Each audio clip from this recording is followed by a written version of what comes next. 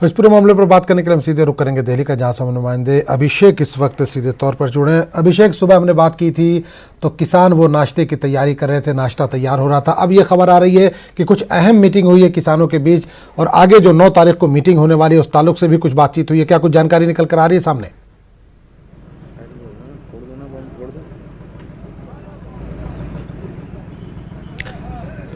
देखिए आजम, जो मीटिंग हुई है वो सिंघू बॉर्डर पर हुई है और मैं यहाँ बुराड़ी में हूँ। तो जहाँ यहाँ पर किसान आप देख रहे हैं कि सुबह उन्होंने भोजन कर लिया था और अब उनके सुस्ताने का वक्त है और तमाम किसान जो है वो यहाँ पर सुस्ता रहे हैं और बातचीत आपस में कर रहे हैं। लेकिन जो मीटिंग हो रही है, वो जो निर्णय हो रहा है वो तमाम सिंघू बॉर्डर पर हो रहा है और सिंघू बॉर्डर से ही वो चीज़ें तय हो रही है जहाँ पर किसानों ने धरना दिया हुआ है।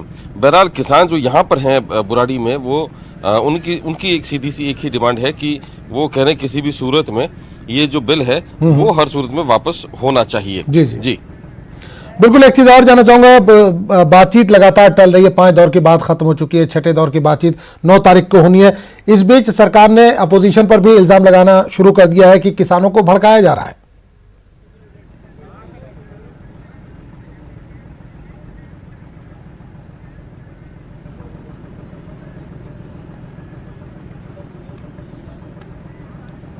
क्या अभिषेक आप तक आवाज पहुंच रही है हमारी?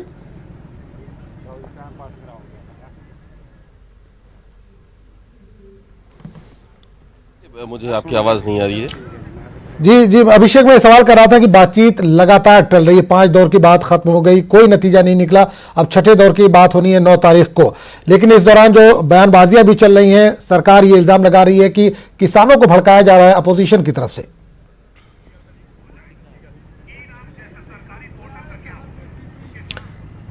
देखिए सरकार जो है वो अब प्रोएक्टिव होकर ये काम कर रही है।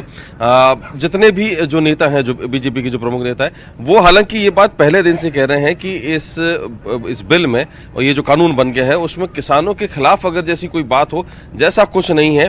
और अब जो है उन्होंने ये बिल्कुल ये बयान लगातार उनके आने शुरू हो गए हैं। सुबह कृषि राज्य मंत्री ने भी ये कहा था आज की जो अपोजिशन है या जो दूसरी पार्टियां हैं वो गलत मुद्दों को शह देकर, गलत मुद्दों को उछालकर और गलत तरीके से उन्हें प्रोवोक कर रही है किसानों को, ताकि किसान इस पूरे कानून के खिलाफ खड़े हों। लेकिन एक चीज इसकी एक अगर हम देखें तो ये भी सामने आती है कि इस बिल को लेकर जो किसानों को समझाया जाना चाहिए था उसमें सरकार की तरफ से कहीं ना कहीं चूक जैसी लगती है, क्योंकि जितना एक मैसेज कन्वे होना चाहिए था कानून आने के वक्त ही पूरा डिटेल में जिस तरीके से ये पूरा जो कानून बना है वो किसानों तक मैसेज पहुंचाया जाना चाहिए था, वो सरकार पहुंचाने में उतनी कामयाब नहीं हो पाई जितनी जरूरत थी।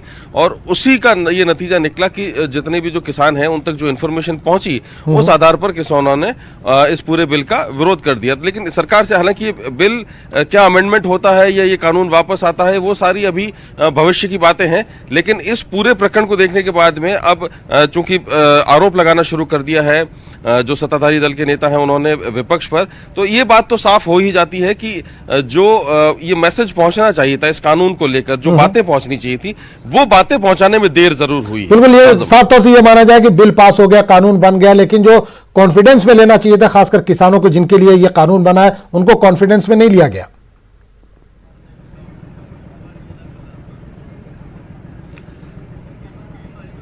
सबसे बड़ी बात है कि उन तक बात अपनी जो थी वो बात कन्वे नहीं कर पाई सरकार कि ये पूरा जो कानून है वो किसानों के हित में किस तरह से है। वो अगर मैसेज कन्वे होता, वो पूरी बात और कानून की जो बारीकियां हैं वो किसानों तक पहुंचती, तो शायद आज जो स्थिति है वो स्थिति नहीं बन पाती। अगर जैसा सरकार कह रही है कि बहुत ही अच्छा कानून है, बहुत बेहतर कानून है और किसानों के हित वाला कानून है, तो अगर ये ही बात आज से 2 महीने 3 महीने पहले ये पहुंचा दी जाती किसानों तक या उन्हें पूरा विस्तृत रूप से समझा दिया जाता तो बेहतर स्थिति होती।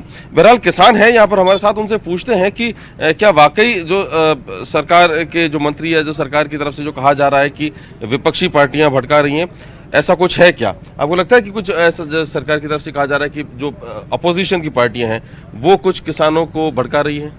देखिए, ये जो सरकार है ये पहले दिन से इसी तरह के झूठ बोल रही है। किसानों को कोई नहीं भड़का सकता। किसान अपने हक के लिए जागा है। किसान ने इस कृषि कानून का किसान को पहले दिन से पता था कि ये हमें मार डालेगा और किसान इसके लिए संघर्ष कर रहा है। रही बात जो विपक्षी पार्टियों की पॉलिटिकल जो जितनी सियासी पार्टियां हैं, अब यहाँ दिल्ली में दिल्ली की सरकार ने तो इस जो कृषि कानून है उसके लिए नोटिफिकेशन भी जारी कर दिया है। हम कैसे मान लें? ये तो सभी एक थैली के चट्टे बट्टे हैं। किसान को कोई नहीं भड़का सकता, किसान को कोई गुमराह नहीं कर सकता। ये बीजेपी के लीडर और प्राइम मिनिस्टर झूठ बोल रहे हैं।